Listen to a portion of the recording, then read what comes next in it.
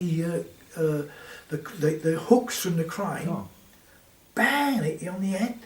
All things, because you don't know what you're doing, but the atmosphere, we had control over our own labour. Although we worked hard, we had our own control. It wasn't like the employer. Although we worked for an employer, the blokes would, if they were saying they thought they were saying wrong, they weren't getting treated properly, they would stop work until it was sorted out. They wouldn't go to work, and so you felt like, it's like coming home. It's from working in the city with all that structure and to working in this more informal sort of way. It was just like a relief, a complete and utter relief. Yeah. It was, and by that time, as I say, I was in the Communist Party, and so I spoke to party members and went to the branch, the trade union branch. We had a Communist Party branch in the docks. I used to go to that, and we'd have speakers down. We'd have all sorts. I was thinking, people like, have you ever? I don't know if you've ever heard of him, Claude Coburn. Oh yeah. You ever heard of him? He used to come down and speak sometimes. There'd be, we've had, Palm Dut. Have you ever heard of Palm Dut? Used to write the Labour Monthly, and I only sort of met him as an old man, but apparently when he was a top scholar at Oxford, he was, so we had some quite knowledgeable and decent blokes, so I mean, we used to have a bloke called Ted Dickens. He was quite a knowledgeable bloke. In fact, they called our branch the Ted Dickens branch and he'd had by the time I knew him, he'd had a heart attack and he was less active, but apparently he was a really good speaker and stuff like that. And when I first joined the Communist Party, Harry Pollitt was the General Secretary. Not for very long when I was in it, and then I think it was John Gollan took over next, and I knew John Gollan quite reasonably well. I found him, he was a Scotsman, a really, reasonable sort of nice bloke. Dashy, I was in his gang.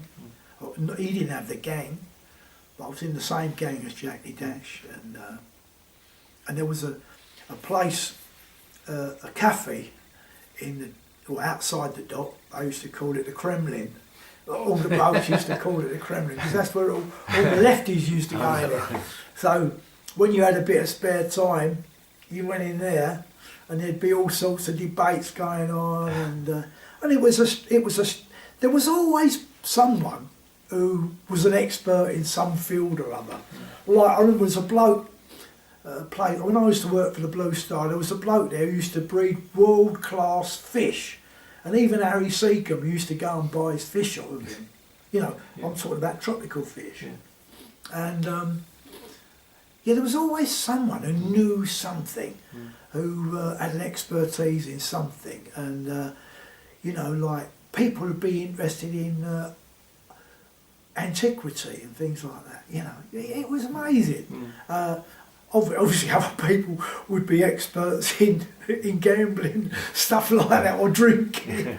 but it was a fantastic life. I mean, if you spoke to any doctor now, old listeners, they would tell you they were the best years. We didn't realise it at the time. They were the best years of our lives, because we had control over our labour in a way that young people today, they could never understand. But that was because we all stood together, and we were solidly together, and we had the best fighters anyway. Because my cousin was a docker as well. He was in the Communist Party. He ex-pro boxer, and his son. I mean, the stories. I mean, his son was a heavyweight boxer. He got himself in a bit of trouble. My cousin knew. He was a minder for Harry Pollitt, my cousin, and he was, well, his boy was always in trouble, and he used to box, and in the end, he sent him away. He knew, my cousin knew Albert Dimes. They used to call him Dimes. His name was DeMeo.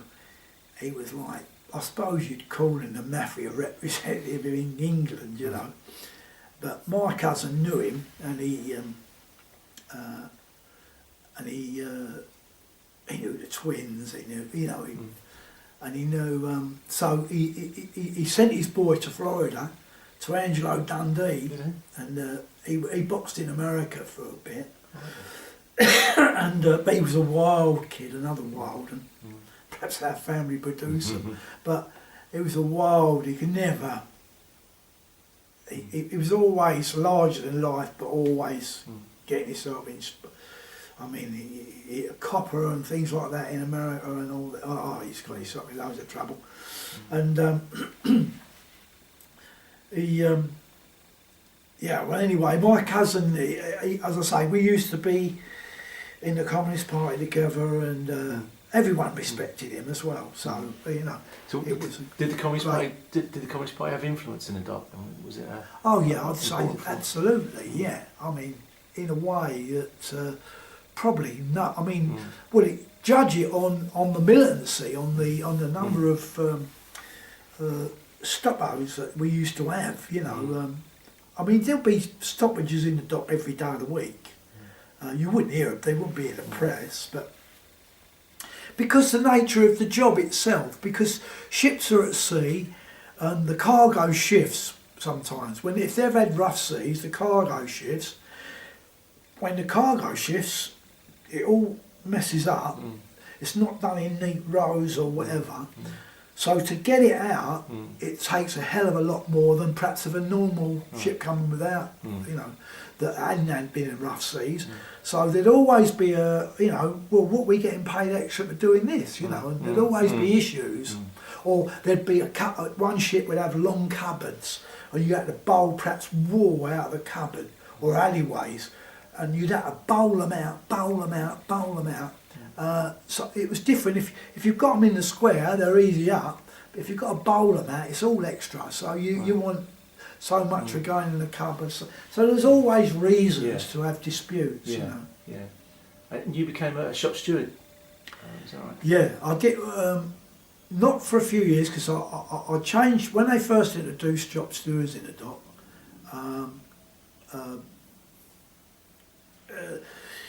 I think the employers were wanted, in one sense, wanted to do it because there was a liaison committee. I was on the liaison committee, which is the unofficial committee in the docks before we had shop stewards. Oh, okay. And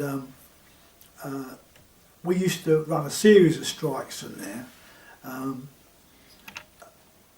We had what they called guerrilla strikes, where we used to when we were after different things, you know, for improvements in our pay or conditions, we would organise that so that we'd pick a day. We chose a different day every week to have a strike, and we'd never tell an employer which day we were having the strike. So it messed everything up for them. In other words, it was maximum problem for the employer, minimum problem for us. So we would, for example, you've got to order the barges in, you've got to order the traffic, i.e. the lorries and stuff. Everything has to be organised. You've got to have the clerical staff. Everything has to be organised. So if you organise something and then it stops, all that. First of all, when we came out, the clerical staff would stay in. So they'd have to pay them, but they couldn't do anything because, you know, so they were paying them for doing nothing. And vice versa. If the clerical staff went out, we would stay in. And if we picked different days to go out, the maximum problem for the employer. So we were making our case in a forceful way. and we did that. We wanted improvements like in our pay, and so we run that guerrilla campaign. But that we run several different. I mean, for example, we banned overtime, and when they say he was working on meat, they would have a draw of meat. They would say 3,000 of meat on a Sunday, and each day after that was less and less. So you'd earn less and less money during the week. When we banned overtime, Saturdays and Sundays, we found that the less tax that we paid, that we'd draw more meat during the week. Right. And we found literally we were paying for our own Sundays, our own Saturdays. Mm. That, you know, the employer was really having us over. Mm. So, you know, obviously we're not going to go back to weekend working unless we get improvements. You see what I mean? Mm. So these exercises were good. Mm. And employers were dead crafty. What would they do? If on a ship there's 1 and 6 hatches, 1 and 6 are dirty hatches, least paid hatches. If you was a troublesome gang, they'd put you on 1 or they'd put you on 6 to punish you. When we become shop stewards and everything, we started up rotas. All gangs would have a rota to take their share of 1 and 6. So they couldn't, the employer, we took that away from the employer. All weekend working, we run the weekend working, on the overtime. So, you know, because they would use the overtime as a weapon. If you didn't behave yourself, you wouldn't get any overtime. So we took that away. We took all those things away from the employer by having meetings with the men, explain what we was going to do, give everyone a fair shake. Even the holidays, everybody had to go on the rota for their holidays and stuff like that, because we never used to shut down for a fortnight like they did in Falls or whatever. So the shop stewards literally, gradually gained control of all the levers of power, if you like.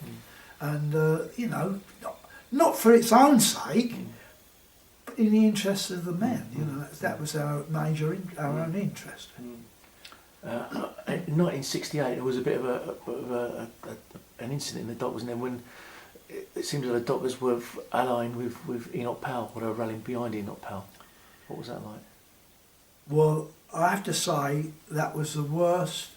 You know, that was the worst period of my life in the dock. There was a terrible atmosphere of, well, I could only describe it as racism. And to be honest, I was in the Communist Party still at that time, and we had some dockers who were black or mixed race or whatever, and it was a terrible time for them. I remember arguing with this bloke, he was mixed race, when we was going down the cafe, and I was on the steps, we used to argue. And he was a little bit concerned about immigration, because he said it's messing up for me, you know. He said it's, you know, like people are digging me out, and so, and I had to argue with him that, you know, you know, we shouldn't fall in the trap of agreeing to limit race, immigration and being anti-immigrant, because half of us were all anti-immigrants anyway. You know, if you look at the country as a whole, most people have come from somewhere. You know, they've got some, you know, foreign blood in them. You know, you only got to look at the whole history of Britain. You know, it's the Angles, the Saxons, the Celts, you know, it just goes to the Romans and all their empire, who lived here for 500 years, or was it 300 years, and they, you know, all their troops were foreign born, they all mixed in with the families over here, and you can go on, it's just gone on and on and on. Vikings, all sorts. So it's pointless being anti-immigrant, because immigration only serves the employer. You know, or racism, I should say, serves the employer. It splits the working class. The workers are always, that their strength is unity. You know, when we're all together, we can face the employer in some sort of strength. If we're split, then he has the strength. So it's madness for us to get involved in racism and anti-immigration. It only weakens our class. But I always thought, you know, even as when you're working in an industry like the docks, you think, well, I'm loading this stuff, and someone out in South Africa or Australia or Canada or wherever is unloading it, and they're loading stuff, and I'm unloading it when it gets here. So we all depend on one another. If they didn't load it, I couldn't unload it. If I didn't load it, they couldn't unload it. We wouldn't be working. So we have a connection as workers internationally as well. So that we have to always try to think ourselves as workers worldwide rather than as employers, because employers work together from, you know, if it's in their interest. You know, Marx described them as a band of hostile brothers. In other words, they were brothers until their interests conflicted, then they were hostile to one another. Yeah. So how did it come about then that the Dockers sort of marched in support of Powell then? How did that happen? Well, some Dockers were in mixed branches. Most of us were in Dockers branches or stevedores branches, right? But some Dockers were in branches where there were people in the meat market, people in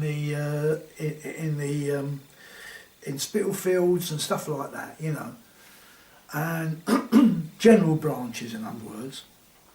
And it stemmed from the general branches. The NF, as it was then, the National Front, the right wing, sort of fascists.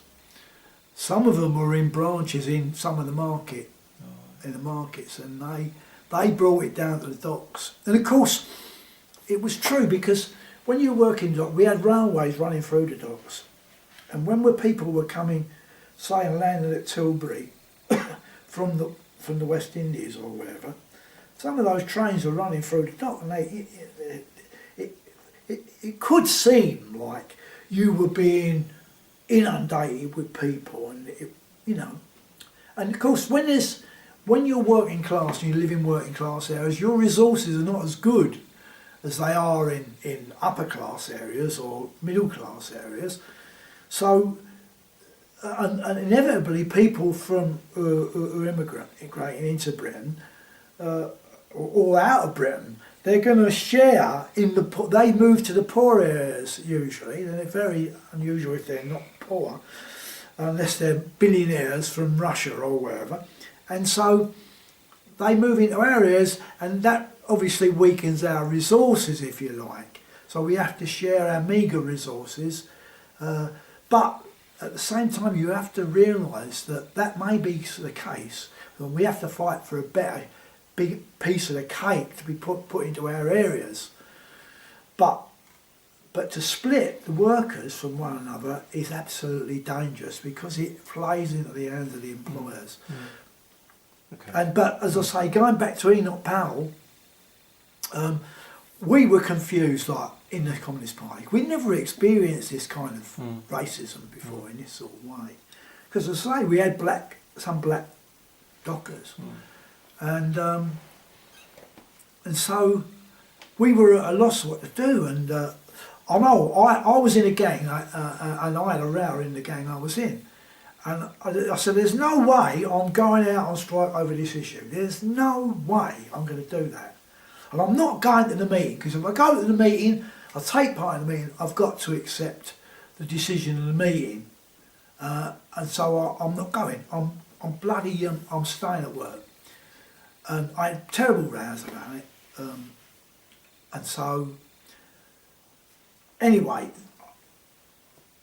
some people went to the meeting and tried to argue against it. One bloke, which was the biggest mistake ever, it was in the Communist Party, a bloke called Danny Lyons. He was only trying to do it for the right reasons, but it was a complete and tactical mistake. He went down and brought a priest in to try and, a Catholic priest, because most of the blokes working in the dock were Catholic, Irish, like antecedents Irish. Some were French like me, but some were Irish. And so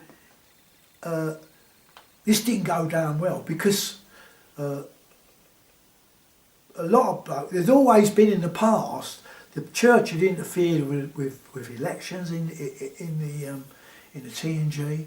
They would interfere, they would say don't vote with the communists and all the rest of it. And that caused splits and arguments and rows. So there was a kind of feeling by that time against the church interfering in things. So him getting that down, it made it, really give a bad impression. And anyway, the march went ahead. I didn't go out and strike, I stayed at work. The only time I think I ever stayed, the only time I ever went to work on a strike. What about the other Communist Party members? What did they do? They went out. They went out. Some of them went out. I don't know what all of them did. But on reflection, I was wrong. I was wrong because I should have gone there and I should have argued because we needed all the people. But in my sort of youth, full, innocence, if you like, tactically I was completely and utterly wrong. I should have gone and argued, and to put us, because the argument was if we don't accept the decision of the meeting, how can we argue in future for a strike action? And they'll go, oh yeah, it's when it suits you, the left. So it was like, if we go at the meeting, we've got to accept.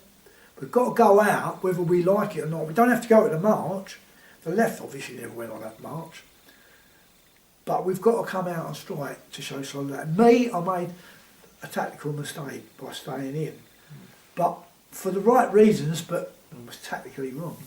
Did anybody else stay in as well? I'm not sure. No. I honestly don't know. But the horrible situation. It was a horrible situation, terrible, yeah.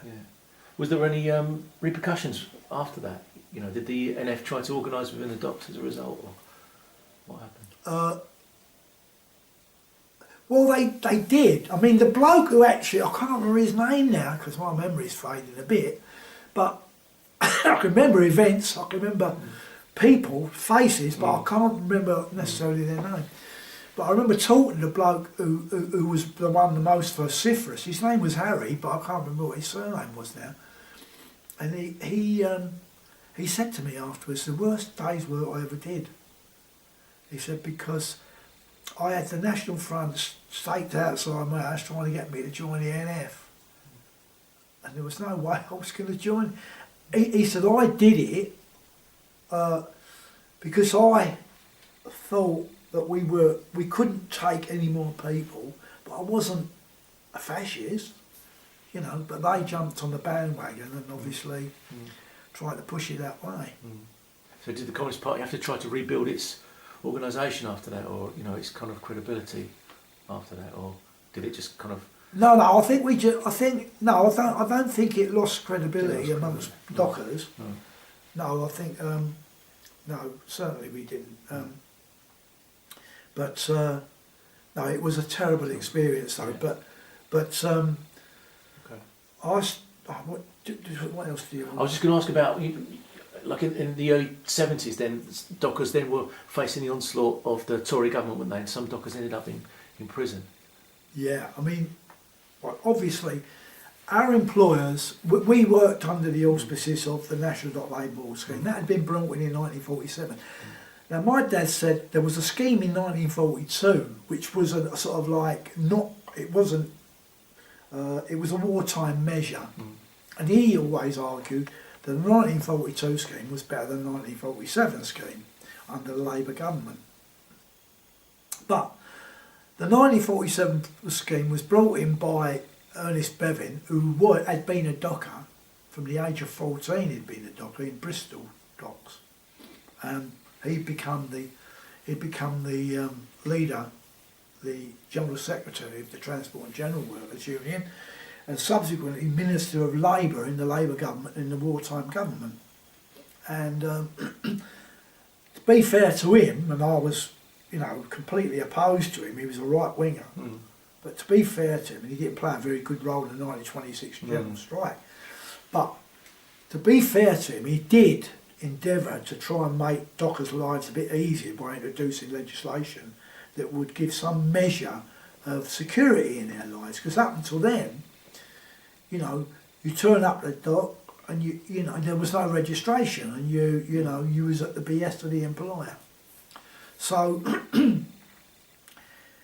so we did get some, but as I say, by the 1970s, but the employers hated the scheme anyway. It was a wartime measure. They agreed to it during wartime, but they wanted to get rid of it, and because they weren't going to get. But we on the local national dock labour boards and on the national dock labour board, we had representation with the employers, so they couldn't get rid of it that way. So they were beholden to the government, because it was a government measure that brought it in, so it had to be a government measure that took it out. So they were always keen to get successive governments, but by the 1970s, obviously, the Tories felt able to feel strong enough to try it on, and that the employers had undermined the scheme by investing in unregistered ports like Felixstowe and stuff like that. This had grown from a small port that had been opened up for the Americans during the war, because it was in deep water. They took big ships. Americans could supply their troops that they had here during the war.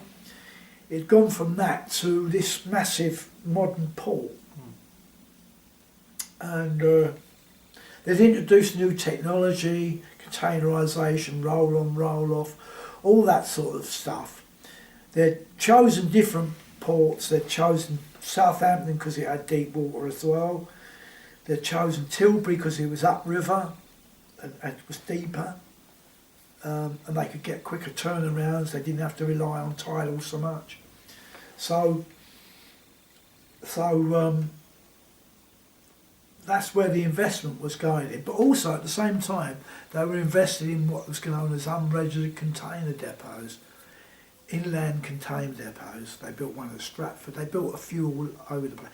And didn't notice at first, but gradually they were taking containers direct to these container depots, and they were being stripped of all their cargo inside the container on these unregistered container depots, bypassing the quays of the docks.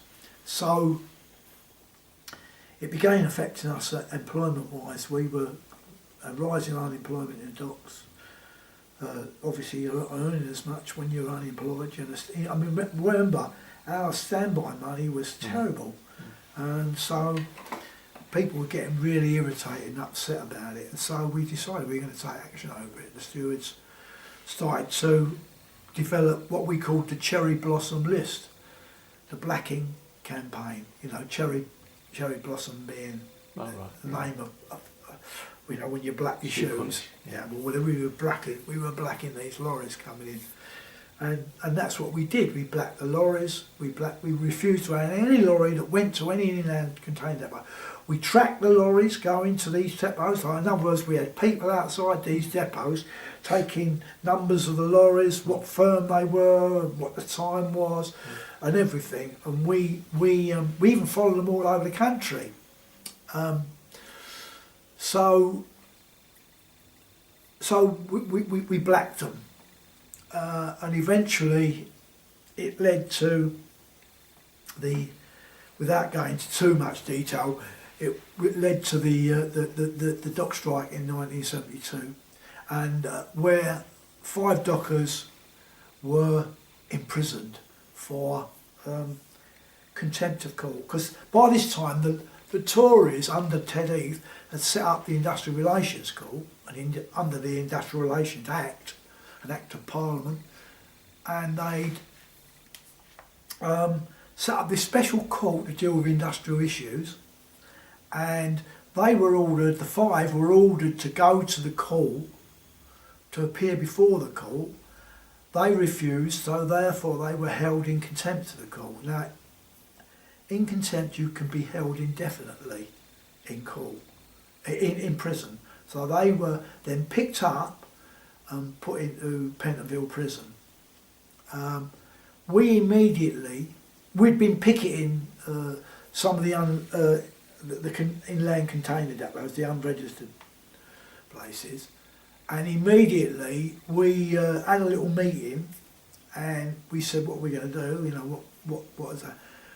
So the bloke called Tony Delano, used to call him Scats because he was completely, you know, he was a good militant, don't be unfair to him, but you know, he could be a bit erratic, but it was an act of sort of genius in a way, because he said, you know, well, we're discussing what we can do about it. Obviously, we're going to call a strike.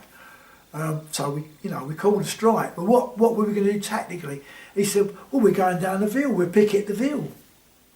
So we went down. That's what I mean. In a way, when you think about it, when I later think about it, it was an act of genius, because what did it do?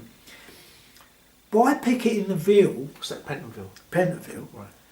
by picketing it, we focused attention, public attention, on the strike, right? It was news, and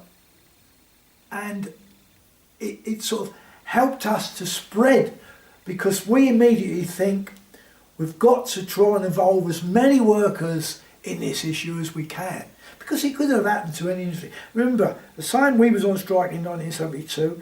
The building workers were on strike, you know, the conspiracy laws were held against them, and they were put in prison, you know. Des Warren and Ricky Tomlinson, yeah. And so the state was coming down heavy, and so we immediately started to go to Fleet Street, get the papers stopped, because there was a lot of anti-Docker propaganda. So how do we stop the propaganda? We go to Fleet Street, we try and involve the workers there, saying this could happen to any group of workers here, you know, and so on, because they had strong organisation. And we had connections in Fleet Street with some of the workers there, you know, through the auspices of the Communist Party and stuff. You know. Was that Sean Geraghty? No. Pardon? Was it Sean Geraghty? Sean Geraghty. There was there was Bill. There was old Bill Hicks. Bill Hicks. Is it not Hicks? Is it? No, Bill. Mike Hicks.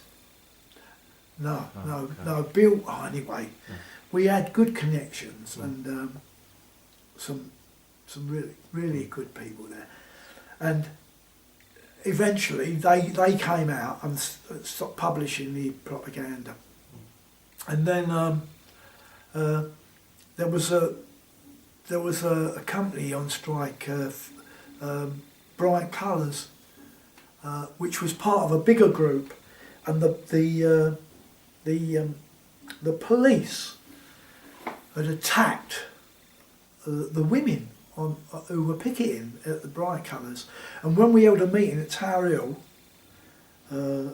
their representatives came and spoke at the meeting and said that the police had attacked these women who they had an issue in Bright Colours. I forget their issue, what their issue was, and could we come and assist? And we all marched. The whole meeting marched over to Bright Colours, crossed Tower Bridge, and went to Bright Colours and supported them. And then when we were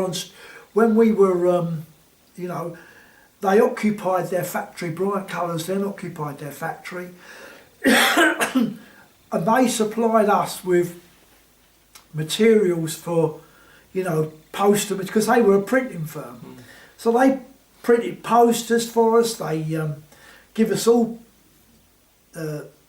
sticky gear to put the posters up and all sorts of stuff. You could. Oh, when I went over that factory, you walked in. It was like no other factory you'd ever walked in. You know what I mean? The workers were in charge of the factory. It was a tremendous feeling of liberation. You know, you only get these feelings. I doubt most people have ever felt these things, but when you do, it's a fantastic feeling of freedom and liberation, workers' control. It's great. And I remember I was taking a group of blokes down Oxford Street. And these are the little things that happen during a strike that tell you things. Because Tony Clifford once said about Lenin during the revolution, and he was in hiding against the Tsarist police and stuff, and he was staying with a peasant, and he wasn't quite sure of what was going on outside, and the peasant, when they ate the bread, the peasant said, "The bread is good," and he said, "They're frightened of us. When the bread is bad, they're not scared, but when the bread is good, they're frightened of us." That always stuck in my head. It kind of tells you things, you know, little things can tell you big things. And so we're going down this Oxford Street, putting big posters on the fronts of all the big stores down there, and two coppers came along and they went, "I'll turn it in, boys. Don't do it round. This is our beat, you know, like can't you go somewhere else and do it?" Now they never nicked us. And we thought, why haven't they nicked us? Normally, I mean, I've been postering before, I've been nicked for postering. Why haven't they nicked us? They didn't nick us because they'd been told, "Don't arrest any more doggers. Don't arrest any more." So we knew we were winning. We told you we were winning. They were scared of us. You know, the bread is good. So, you know, these are all, and we could have won. We could have won big. I mean, we actually, you know, literally the government had to make a major climb down, you know. They introduced the official solicitor. No one had ever heard of it. He had a minor job within the state no one knew about. Suddenly they pumped him up to be this really important job, and he decides, and like they, you know, but behind the scenes they decide they couldn't hang on, so they released on the basis that our General Secretary, our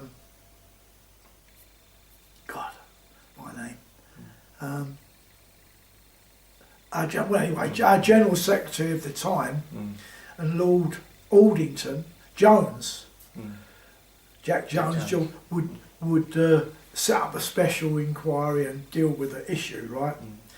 And so what had happened? The union, in order to call the strike off, the union had to, they induced the TUC to hold a one-day general meeting in order to deal with this issue that was confronting the state. And Jones and Scanlon argued, if we don't get hold of this thing, we'll lose it. We'll lose it. Not just the employers, we'll lose it. So they had to turn around and make the strikes official. And they had to induce the government to call off the strike, call off what they're doing. Because we're in a really serious, we're gathering pace. I mean, if you looked at some of the press were talking about revolution, they were talking about Sterling, Colonel Sterling, we need to set up all sorts of, you know, sometimes we think these things go on in other countries, but they, you know, these are serious considerations by the state.